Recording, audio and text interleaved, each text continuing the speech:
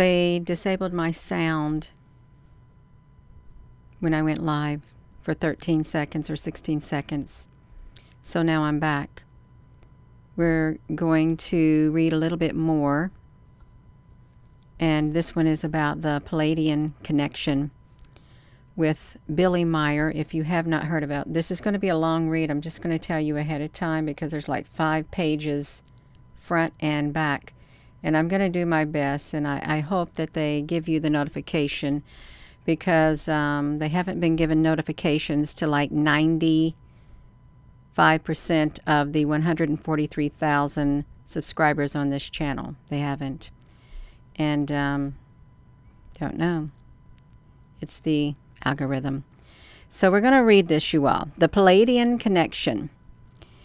Improbable as it sounds, believers claim that an advanced civilization from the Pleiades, a small cluster of stars in the Taurus constellation, selected a Swiss-born, one-armed jack of all trades with only a 5th grade education to help persuade the people of Earth that they are not alone in the universe. Selected for this role was Edward Albert Meier, born on February the 3rd, 1937, to farming folk Bülach, Switzerland. Today he goes by his nickname Billy because of his fascination for Billy the Kid and other Bills of Wild West fame. The story of Billy Meier is another prime example of the clash of mindsets that appear inevitable around stories of alien contact and interstellar messages. Billy Meier's account of alien visitation has perhaps generated more controversy, contradictory statements, and charges of exploitation and hoax than any other single UFO issue. It is probably one of the most documented and studied cases on record. Yet even today, there seems to be no clear-cut proof for or against the legitimacy of Billy Meier's story, with its beautiful photos and films of Pleiadian beam ships carrying messages of peace and hope. Most researchers, including some UFO organizations such as MUFON, have branded the entire Meier story a hoax. Others say that while some hoaxings and exploitation may have latter become involved, there may be a kernel of truth in the early accounts. Some simply say to listen to Meier's message and into it for one's self if it rings true or false before attacking the message or the messenger, both as a well-documented encounter story and a representative view of how such tales are received by the public is worth closer study. One of the most intrigued by Meier's story was investigative journalist and attorney Gary Kinder, who spent 3 years carefully researching the issue. Kinder presented his findings in a 1987 book entitled Light Years. Let me come on over here, you all. Let me come over here. Hello, everyone. Yeah. So thank you for joining. We're going to continue. I just want to make sure. All right, we're going to turn this page. Well, let me turn the page. I don't want to rip it. Yeah, we're going to read it. Let me take my socks off.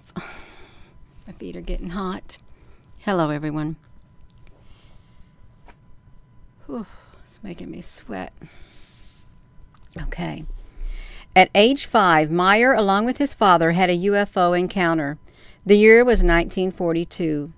And when young Meier asked his father what it was, he was told, "It is a secret weapon of Adolf Hitler." Disbelieving this explanation, Meier described the sighting to the village minister. He told me that he knew about these flying objects. Back then, they were not called UFOs. This was nothing new to him, Meier recalled. The people who flew in them would come from another world, not from Earth. He told me that he understood this, but that he could not talk about it. He was a priest, and he would shock people.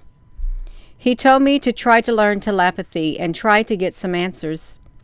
So I tried as I was told. After a few weeks it worked, and I was able to answer. I remember very well that Father Zimmerman told me not to talk to anyone about it. Otherwise, everybody would say I was crazy. Meyer said he learned that he was receiving telepathic messages from a Pleiadian named Saf, who informed him that he had been chosen as a contact between the Pleiadians and the humans. If this experience wasn't enough, by the time Meyer reached adulthood, he had already lived a lifetime of adventures, and not all of them good. At age 14, young Meyer was placed in a boys' home for being a constant truant at school. He promptly ran away from home and finally quit school before completing the 6th grade. While working a variety of menial jobs, he was arrested for stealing and ran away from a detention center and joined the French Foreign Legion. Unimpressed with military service, Meyer fled back to Switzerland and then in 1958 began a journey to the Middle East. Hello there, Nierka honey and Applebrooks honey. On the road, Meyer traveled to Jerusalem and Bethlehem, then through Jordan and into Pakistan and on to India, where he studied Buddhist philosophy. All this time he hitchhiked and he worked at a number of odd jobs to survive. In August of 1965, he was returning to Europe when the bus he was riding in was in a collision near Iskenderun, Turkey. He was thrown through the window, and his left arm was severed just above the elbow. Left for dead for several hours, Meyer finally was taken to a hospital where he was recuperated. Continuing his return home, Meyer met a 17-year-old Greek girl in Thessaloniki named Calliope Zapharou. The pair fell in love and were married. Billy and his bride, nicknamed Poppy, traveled to Switzerland and settled in the small town of Hinwil. Meyer was employed as a night watchman, and life settled into a peaceful, if impoverished, existence for Billy, Poppy, and their 3 children. Gilgamesha, Atlantis, Socrates, and Methuselah. Throughout this time, he claimed to have maintained telepathic contact with the Pleiadians, who counseled him and aided him in his travels.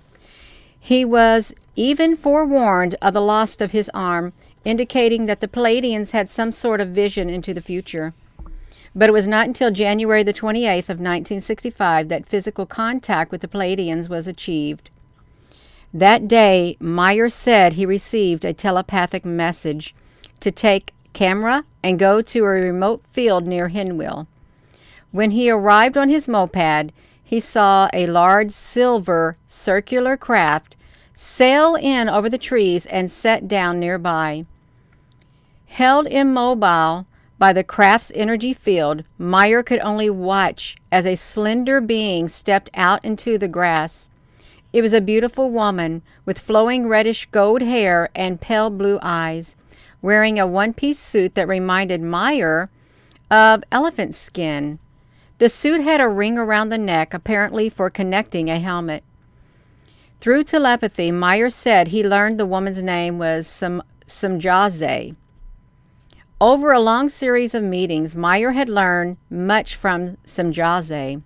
Samjaze first explained briefly that Pleiadian civilization originated many thousands of years ago, not in the Pleiades, a star system much younger than our own, but in the constellation Lyra. When war ensued, before the planet was destroyed, much of the population migrated to other star systems. In the Pleiades, the Hyades, and a planet orbiting a nearby star known as Vega. On one interstellar journey, the new Pleiadians discovered Earth and its early life evolving in an atmosphere hospitable to them. Kinder quoted Meyer, "Since that time, according to Samjaze, Earth had been destroyed twice by its own inhabitants, first by a civilization evolved from early Pleiadians who remained behind and mated with primitive Earth humans. And second, when a later generation of Pleiadian colonized Earth and produced advanced technology until war again destroyed the planet. Semjaze and the Pleiadians who had chosen to return to Earth again were descendants of the peaceful Lyrian faction that now felt responsible for guiding Earth in its spiritual evolution so that Earth humans could avoid the setbacks long ago experienced by their Pleiadian ancestors. Semjaze explained that allowing Meyer to photograph their saucer ship was part of his mission, aimed at alerting humans that they are not alone in the universe. The Earth human calls us extraterrestrials or star people, or whatever he wants, Semjaze explained. He attributes to us supernatural abilities, yet knows nothing about us. In truth, we are human beings like the Earth human being. But our knowledge and our wisdom and our technical capabilities are very much superior to his. We too are still far removed from perfection and have to evolve constantly. She told Meyer, when we choose to come in contact with an Earth human, we do so because we feel an obligation to the developing universe and to life which is already existing throughout the universe. We are not missionaries or teachers, but we endeavor to keep order throughout all areas of space. Now and then individuals whom we feel can accept our existence, and when we impart information to those contacts, but only when their race has developed and begins to think. Then slowly we and others prepare them for the truth, that they are not the only thinking beings in the universe. According to Meyer, Semjaze explained that the Pleiadians felt it was inadvisable to make open contact with Earth. The masses would merely revere us as gods, as in ages past, or go off in hysteria.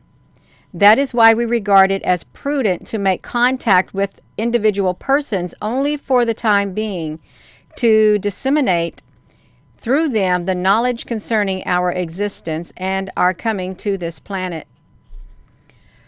Furthermore, all Earth governments are made up of human beings for whom power, hunger, and a thirst for profits are characteristic.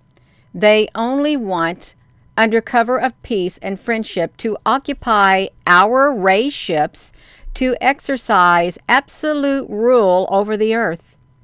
But they would not stop there.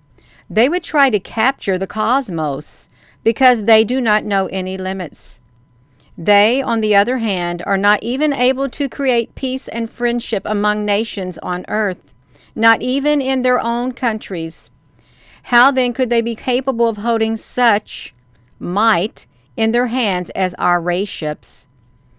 It is for the present advisable to maintain contact with only with single Earth humans, and by them to slowly allow knowledge of our existence and mission to become known, and to prepare others for our coming.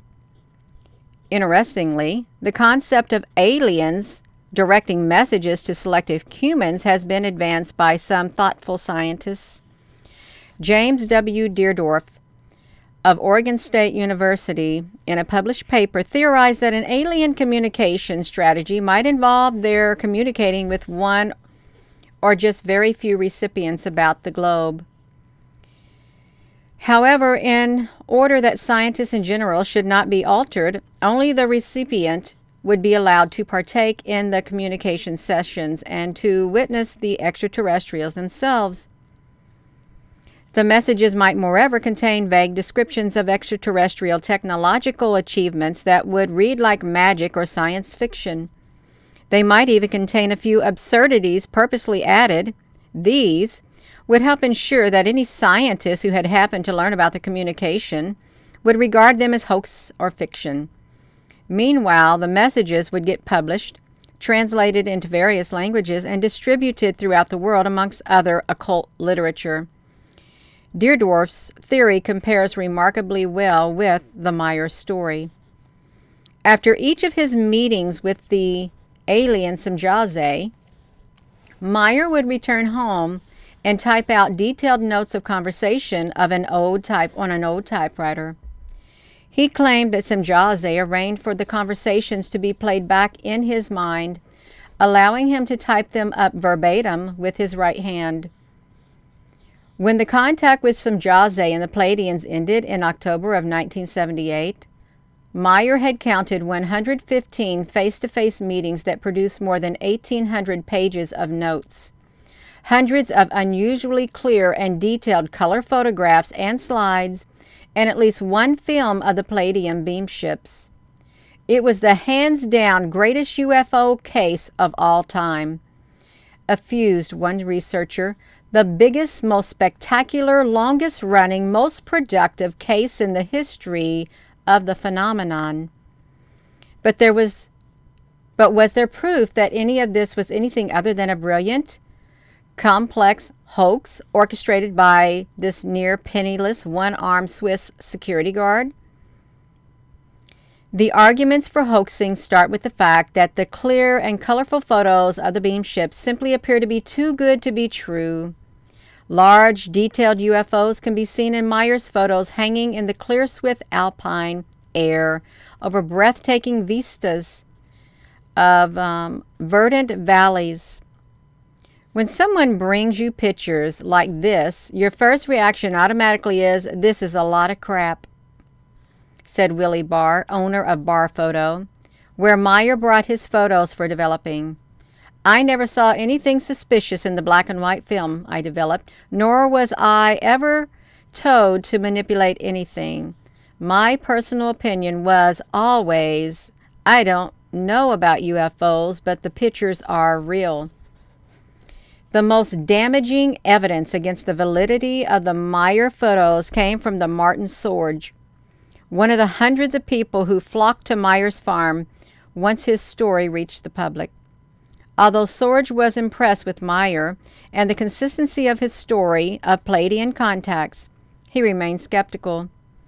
One day, after he witnessed an argument between Meyer and his wife, Poppy came to him and gave him several colored slides that had been charred by fire. The slides were a model spaceship in various settings, and Poppy admitted that her husband had worked with models. Sorge decided to see if he could also use a model to duplicate Meyer's early pictures. He was partially successful.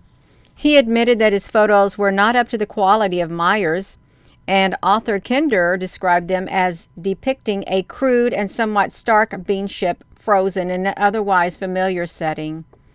But they lacked the feel of Meyer's natural relationship that appeared to exist between his background and his ships. They had no depth. Nevertheless, since he had found evidence of models, Sorge became convinced that Meyer was a fraud. Supporters of Meyer had explained that early in his contacts, Meyer decided to build a model to see if his photos of beam ships could be duplicated, but then he decided to burn the slides to avoid charges of hoaxing. Poppy got a hold of the photos and, in a fit of anger, gave them to Sorge.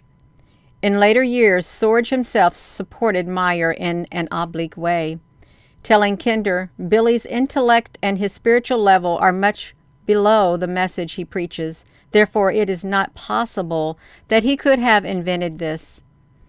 So this indicates that he must have gotten it from other source. I am certain that he has contacts, but not in the way he's telling us. He may receive them in the form of visions, the way that mediums receive things. He may not even know himself if these visions are real. But for him, it is reality, and to prove it, he has to go out and build these things." But even Sorge's model story, which appeared to be the basis for subsequent arguments that Meyer's photos were fakes, could not fully explain the better shots of crafts in the sky. Eric Eliasson, a research computer scientist with the U.S. Geological Survey in Flagstaff, Arizona, subjected some of Meyer's pictures to computer analysis and concluded that nothing had been added or dubbed into the photograph of the countryside. And if dubbing was registered in the film, the computer would have seen it. We didn't see anything, said Eliasson. That doesn't eliminate the idea of somebody taking a little model and throwing it out there. That's a hoax, but you couldn't tell that with the image processing. In fact, Meyer's photographs could never be properly analyzed because of their treatment.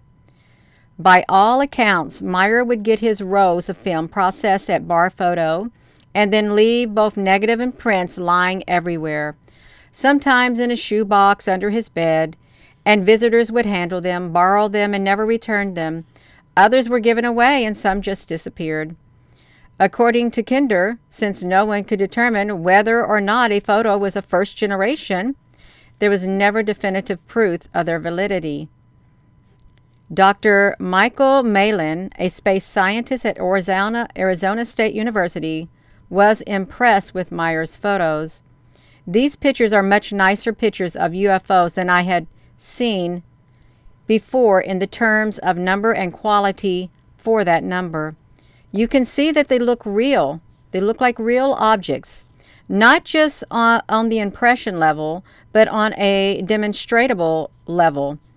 The glint of the sun, there are distinguishable reflections in the metallic objects, like things like that make them much better pictures. And when I found that the quality of the data was insufficient to a detailed analysis, but to the level of quality of the data he gave me, I could not see anything obviously wrong with the images. I couldn't see any hoax to it. There is a proper amount of blurring edges and distant fading and things like that. Like a true scientist, Malin hedged his bets by adding, "To the level that I saw it, I can say the thing was not a photograph fake. But that doesn't mean that it wasn't a photographic fake. It could still be an object 20 feet across held up by a helicopter above it on 4 strings." The whole problem with Meyer using sophisticated equipment and models to fake photos came back to the fact that there appeared to be no time or privacy for this. During the time of the reputed Pleiadian contacts, Meyer became somewhat of a cult figure. His home was constantly filled with visitors, including such notables as the actress Shirley MacLaine and the author Eric Van Doniken. In later years, a group formed around Meyer calling itself the Freie Intersengemeinschaft für Grenz- und Geisterwissenschaften and UF-Geiseln Figai, Free Community Interests, Border, and Spiritual Science and Ufology. More than a dozen members of the FIGU took up residence in the Meyer home. Meyer was alone only when he left odd hours of the day and night to meet the Pleiadians. Even then, nosy neighbors watched him closely as he entered the forest and the fields.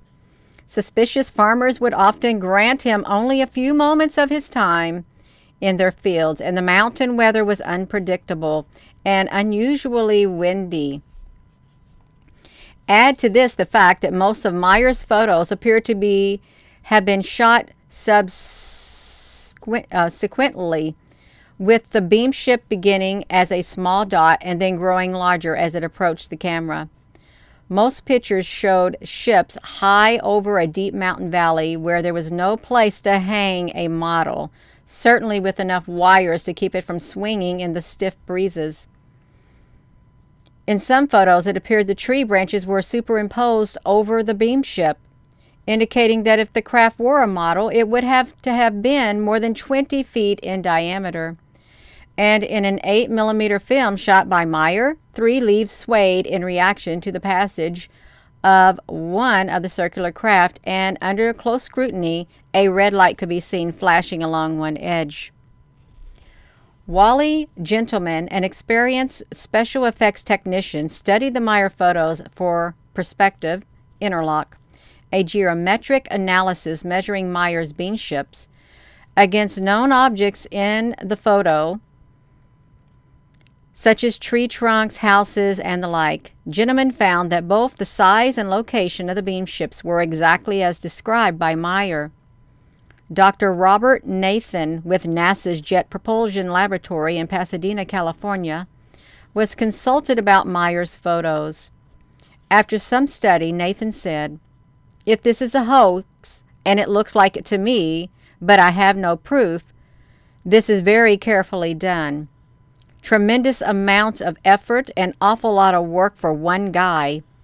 UFO researcher Lul Zinstag commented, "Meyer's a smart man and he's got a good mind, but he has only one arm and he's limited in his equipment and he's watched by a lot of people. I don't see how he can do all of these things." Herbert Runkle and Harold Prock were two of Meyer's early friends.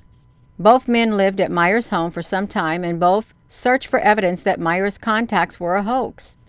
They even managed to sneak into locked storage rooms and search through closets and drawers. Nothing was found. Herbert constantly searched, and he wrote Kinder, but found no equipment, rigging, or models, not even scientific journals or technical books from which Meyer might gain some knowledge of so many things. Meyer never left the house unless it was to go on a contact, usually late at night, and no one came to the house to meet him with secrecy. Other friends and neighbors did report seeing strange lights and objects in the sky and hearing buzzings or humming noises and other odd occurrences.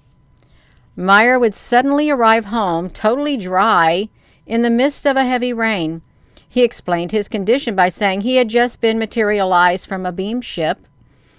Others saw him suddenly disappear and reappear in a mysterious way. Engelbert Watcher, who was helping Meyer work on his farm, saw Meyer suddenly appear in a nearby field. "I was looking around, looking at the trees, but somehow my glance was pulled back on that meadow," Watcher recalled, "and as soon as I looked back, Billy stood in the middle of the meadow where there are no trees, and I looked at that meadow and I could practically see Billy appear out of nothing." Many people felt that if Meyer was faking his contacts in photographs, he must have had help. Yet many people, when inspecting contact locations, found only one set of footprints leading in and out. Hans Schutzbach was with Meyer one afternoon when he managed to tape record what Meyer said to the sounds of a beam ship. Pitch crossed between a jet engine and a chainsaw and seemed to come from a point in midair about 30 feet over Meyer's head. Later, a woman named Eva Bereri also taped the sounds of a beam ship as it hovered invisibly overhead. This tape was subjected to a digital audio analyzer which determined the sounds were not in common with the 50 to 60 hertz line frequencies. Steve Ambrose, an electronic consultant to many rock stars, studied the tape with a spectrum analyzer and concluded they could not have been produced with a synthesizer. Then there is the matter of the metal triangle. Meyer claimed it came from one of the Pleiadian beam ships. In time, it was given to Marcel Vogel, a research chemist for IBM and the holder of 32 patents. Studying the small piece of metal under an electron microscope, Vogel was disconcerted to find the most peculiar maze of elements he had ever seen. The triangle contained a combination of exceedingly pure silver, aluminum, potassium, calcium, chromium, copper, argon, bromium, chlorine, iron, sulfur, silicon, and surprisingly thulium, which was discovered in two grooves micro-machined into the metal. 2 grooves. "It is totally unexpected," stated Vogel. "Thulium was only purified during World War II as a byproduct of atomic energy work, and only in a minute quantity. It is exceedingly expensive, far beyond platinum, and rare to come by. Someone would have to have an extensive metallurgical knowledge even to be aware of a composition of this type." Vogel found another oddity of the triangle. It looked like a metal It has the lustery appearance of metal, but now when you take it to go under a polarized light, you find that yes, it is a metal, but at the same time, it's a crystal. Excited, Vogel arranged to meet with another scientist the next day to get his opinion on the odd metal. But, as so often happens in such cases, when he reached into his pocket for the specimen, it was gone. A frantic search failed to find it. According to the author Kinder, Vogel never recovered the lost piece of metal, nor could he explain its disappearance. Lee Elders and his wife, Britt, spent more than 2 years and thousands of dollars investigating the Myers story. In 1979, they produced a coffee table book containing Myers beamship photos entitled UFO Contact from the Pleiades. This immediately opened up to the charge that they were in it only for the profit. Britt commented, "It took us 2 years to figure out you're never going to prove Myers' story, and you're never going to disprove it. It's just there." The Meyer case left author Gary Kinder perplexed. Photo analysis was inconclusive because the originals could not be studied. The metal triangle had disappeared. The testimony of friends and neighbors were just hearsay. Almost everyone I interviewed in the UFO community warned that I was wasting my time on an obvious hoax. Having experienced the setting in Switzerland, I, like the others before me, could not understand how Meyer could have created sophisticated special effects in his photography. Then there were sounds, metal, landing tracks, films, the explanation of a beamship propulsion system, all of which lent credibility to the story. But Meyer's models and some photos found to be copied from a magazine tarnished that credibility. Meyer seemed to possess more evidence than nearly all the previous UFO cases combined, stated Kinder, but that evidence would have be seen by a few and studied by even fewer, because Meyer's preposterous and sometimes misunderstood stories of traveling back in time to see Jesus and photographing the eye of God would be laughed at and dismissed as nonsense. Even persons within the UFO research community could not agree on the merits of Meyer's case. One group, Ground Saucer Watch, studied Meyer's photos and pronounced that all the pictures are hoaxes. However, sometime later, a photo that the same group proclaimed genuine was found to be a forgery, so a question remained. Others maintained that the Meyer story was a total fraud, which prompted the UFO writer Lucius Farish to remonstrate with his fellow researchers. "You are free to think anything you wish concerning the Meyer case or the investigation of it. However, the fact remains that you have no proof that the case is a hoax. I've heard all kinds of accusations, but I have yet to see one iota of real evidence. Despite continuing the lack of firm evidence or fakery, most ufologists today, not having studied the case closely, accept the idea that it was all an elaborate hoax." This conclusion vexed Lee Elders, who had spent so much time investigating the case. "I didn't know if we could prove the case to be real, but I knew we had tangible evidence," he lamented. Not one of the UFO people had ever been to Switzerland. They hadn't spent 5 minutes with Meyer. None of them had been there, so how can they say it's a hoax? That's what frustrated most. Respected British UFO researcher and author Timothy Good followed the Myers case closely beginning in the 1960s. He has noted that Myers' photos bear an uncanny resemblance to UFOs reported in the mysterious Area 51. He nevertheless concluded, "I remain unconvinced by much of Myers' materials, but do not doubt that he had some genuine experiences and that some of his photos could be authentic." Kinder published his research on the Meyer case and went on to other things. "Finally, I realize, as the elders had years before, that the truth of the Meyer contacts will never be known." Meyer himself downplayed the importance of his material evidence. indicated that they were only a means to an end. The photographs are only to make people think, to show them something, he told a researcher. People shall come for these pictures, but they shall study the teachings, and they shall come to know. So that was the Pleiadian Connection, and you can see it came from this book again, the Alien Agenda book that I found at the thrift store, actually a flea market in I think April of 2023 when I was looking for a storybook. There it appeared on the shelf like that. So it was really interesting, the Pleiadian connection, and the Pleiades is mentioned in the Bible. It is. So there are people who claim to channel the Pleiadians. There are people who claim to be the spokespeople for them. Some of those may be hoaxes and some may be real. You just gotta be wise and listen to the spirit and see what type of spirit is behind what people say. If it doesn't got the spirit of love, if it doesn't vibrate with love, I personally would not accept it. I wouldn't. And I've heard a lot of people, not a lot, maybe a handful, who say that they have a message from the Pleiadians. And when I've read through it, no, it didn't flow spiritually. It lacked love. It did. It lacked like love, a love frequency, the right type of frequency.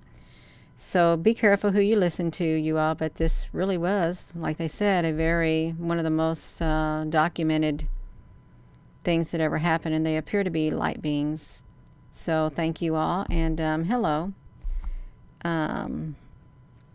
Yeah. Hello, everyone. Thank you for listening. Thank you for watching. Yeah. That's right. If you don't feel it in your heart, move on.